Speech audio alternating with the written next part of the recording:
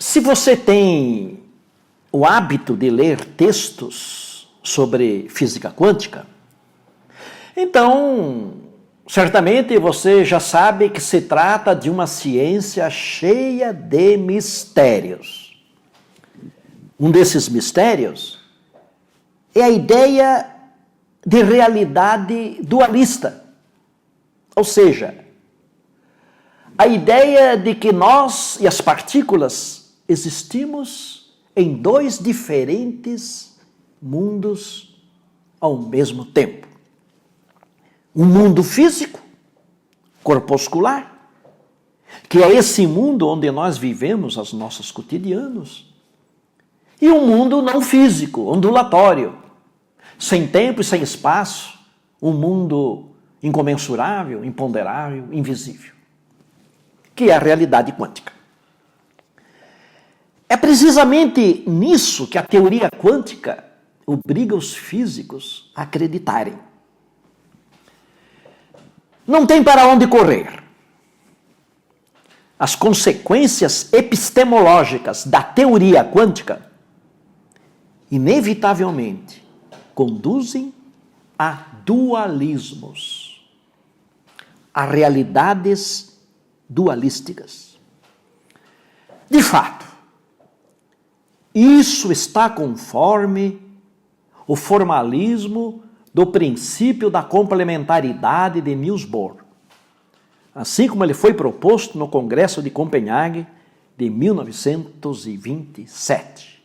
Quando essa ideia de realidade dualista é considerada com base naquilo que a teoria quântica parece ser, de fato, a realidade onde nós vivemos parece se transformar em algo bastante fantasmático. Foi exatamente esse o desfecho da ideia de que as partículas são corpúsculos e ondas ao mesmo tempo, proposta pelo físico francês Louis de Broglie, Prêmio Nobel. Uma partícula é inseparavelmente acompanhada de uma onda, que Louis de Broglie chamou de onda guia. A função dessa onda misteriosa é a de orientar a partícula sobre como ela deve se comportar, qual a trajetória que ela deve seguir. Os físicos se referem a essa onda guia, como sendo uma onda de matéria. Só isso e nada mais. Ninguém sabe explicar qual é a natureza dessa onda, nem por que ela existe e do modo como existe. Enfim, essa tal onda guia invisível pode ser razoavelmente postulada como uma espécie de central inteligente da partícula, como sendo o intelecto da partícula. Essa onda guia pode ser postulada como a parte pensante da partícula, sem nenhum exagero. Pense sobre isso quando você ouvir os teólogos falarem em corpo e espírito. Quando Erwin Schrödinger levou a teoria quântica às suas últimas consequências, também ele não pôde evitar de chegar a conclusões absurdas. Pois ele chegou à conclusão de que um gato, ou uma pessoa até, é capaz de estar vivo e morto ao mesmo tempo. Sim, vivo e morto ao mesmo tempo. Algo sobre o qual você deve ter ouvido falar com o nome de o gato de Schrödinger, assim conhecido nos textos sobre física quântica. Pois é, Você é capaz de imaginar um físico prêmio Nobel afirmando esse absurdo? Sim, eu disse um físico, não um místico. Se fosse um místico que tivesse falado isso, afirmado isso, que um gato pode estar vivo e morto ao mesmo tempo, certamente nenhum físico teria acreditado nele. 2 pesos, 2 medidas. Tentando elucidar esse mistério do gato vivo e morto ao mesmo tempo, Hugo Everett, físico norte-americano, chegou à conclusão de que sempre que uma pessoa observa o gato dentro da caixa, essa pessoa misteriosamente se transforma em 2 pessoas iguais a elas. 2 versões de uma mesma pessoa. Uma loucura, ou seja, ao observar, ao abrir a tampa onde o gato está, você se transforma em 2 pessoas. Uma invisível para a outra. Imagine se isso fosse afirmado pela turma da religião. Mas são os físicos que afirmam isso. Outra coisa mal assombrada da física quântica. Imagina você num salão de dança. Mas você está parado, observando as pessoas dançando. E cada vez que as pessoas dão um giro durante a dança, elas simplesmente desaparecem instantaneamente, bem na sua frente. Cada vez que elas giram, elas desaparecem, para reaparecer logo em seguida, logo no segundo giro. No primeiro giro, elas desaparecem, e no segundo giro, elas reaparecem. Coisa mal assombrada. Imaginou a cena? Você está ali observando as pessoas dançando. E elas desaparecendo e reaparecendo. Desaparecendo e reaparecendo. Só um louco é capaz de acreditar nisso, não é? Então, pasme. É isso mesmo que acontece quando os físicos estudam o spin das partículas. O spin meio. Os elétrons e os prótons. E os nêutrons, por exemplo, que são os férmions. Ainda com um agravante. Tudo isso é comprovado por equações e por experimentos de laboratório. E ainda existem muitos outros mistérios com relação à física quântica, que deixam os físicos perplexos e espantados. Existem físicos que negam a participação da consciência no processo do colapso da função de onda durante a observação da partícula.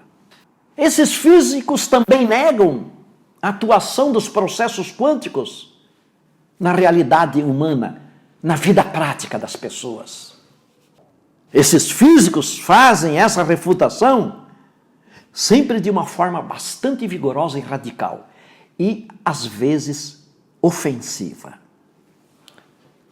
Eu produzi este vídeo tendo em vista precisamente esses físicos. Produzi este vídeo com o objetivo de chamar a atenção deles para esses aspectos tão misteriosos e ainda inexplicáveis da física quântica. O meu objetivo é de fazê-los compreender que quase nada eles compreendem sobre a teoria quântica. Ninguém sabe nada sobre a realidade quântica. Ora, quando é grande o nível da nossa ignorância sobre um determinado assunto, não é um comportamento científico negar essas coisas que esses físicos negam sobre os processos quânticos relacionados com a realidade humana. Esses físicos negam a existência do espírito, por exemplo. Quando não conseguem explicar esses tantos mistérios da realidade quântica. 2 pesos, 2 medidas. A explicação de um teólogo sobre a existência do espírito, além da existência do corpo físico, não é mais esotérica do que a explicação que os físicos dão para os processos quânticos. Se é preciso desqualificar cientificamente a teologia, pelo mesmo motivo é necessário desqualificar também a física quântica. Se você fosse até a Sorbonne ou em Cambridge, por exemplo, nessas 2 grandes universidades, e lá ouvisse a conversa sobre física quântica entre 2 doutores em física, certamente você ouviria coisas bem mais esquisitas do que aquilo que você ouve quando 2 crentes conversam sobre o reino dos céus. O princípio da complementaridade de Niels Bohr, a onda guia de Louis de Broglie, o experimento do gato de Schrödinger, a teoria dos muitos mundos de Hugo Everett, quando analisados profundamente, se for para refutar a existência do espírito ou a participação da consciência nos processos quânticos, então, pelos mesmos motivos, é necessário refutar também esses fundamentos da física quântica.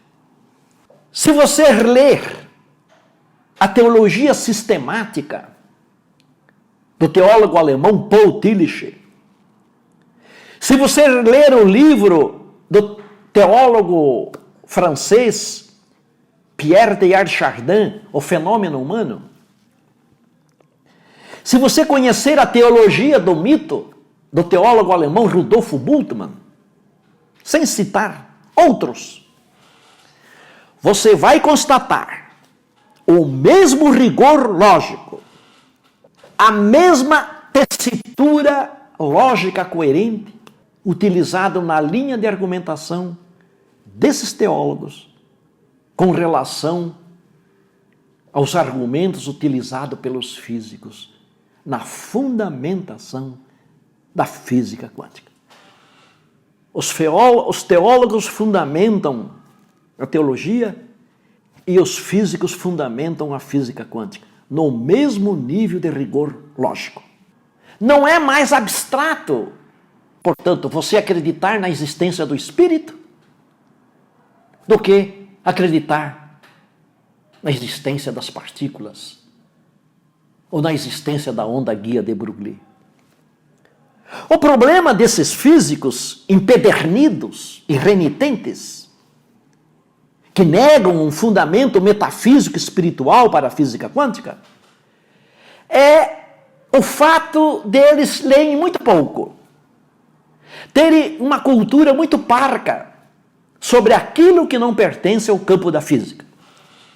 Esses físicos, ainda quando muito jovens, 30 anos, 32 anos, mestrado, com doutorado, com pós-doutorado, com pós-doutorado, mas sem muita experiência de vida, sem ter superado muitas dificuldades na sua existência, sem passar por experiências profundas, experiências psíquicas. A maioria dessa gurizada, que ainda nem passaram pela experiência da paternidade, que sofreram pouco, que amaram pouco pela vida, que não conhecem a vida, os mistérios da vida.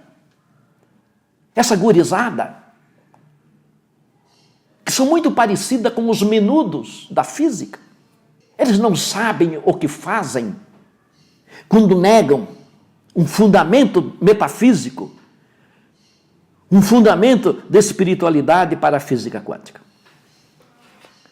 O dogma científico praticado por esses guris por esses doutores jovens em física quântica é tão expressivo quanto o dogma da fé, quanto o dogma do espírito, da existência do espírito. Cientificamente, isso não pode ser refutado. Tenho dito, todas as minhas pesquisas científicas sobre física quântica na vida real, durante mais de 25 anos, estão neste livro, A Física Quântica na Vida Real, que é um livro onde eu explico como e quando os processos quânticos aparecem na nossa vida, no cotidiano, nas atividades e nos relacionamentos, e como eles podem ser utilizados como ferramenta para resolver problemas e concretizar projetos. Este livro, rigorosamente científico, não tem nada de misticismo, ele não está disponível em livraria nenhuma, só eu vendo. Se você estiver interessado em conhecer como é que os processos quânticos podem ser utilizados como ferramentas práticas na sua vida, então é só clicar aí no link que aparece. Vocês sabem que eu também trabalho com psicodinâmica das cores. Vejam bem, cor é fóton. Fóton é a partícula emblemática da física quântica. Fóton é o quantum de energia. Portanto, as cores têm um fundamento quântico. Eu trabalho o fundamento quântico e mais 4 princípios ainda. A minha especialidade é produzir ambientes com cores para produzir psiquismos produtivos para a atividade que está sendo realizada nesses ambientes. Neste livro aqui, O Efeito Psíquico das Cores nos Ambientes, eu trabalho 28 cores. O livro tem 420 páginas. Nenhum livro trabalha com tantas cores, nem no Brasil, nem na América do Sul e nem no mundo, igual este livro aqui. Rigorosamente científico. Se você estiver interessado neste livro, também você só pode adquirir comigo, clicando aí no link que aparece aí embaixo. Um abraço quântico.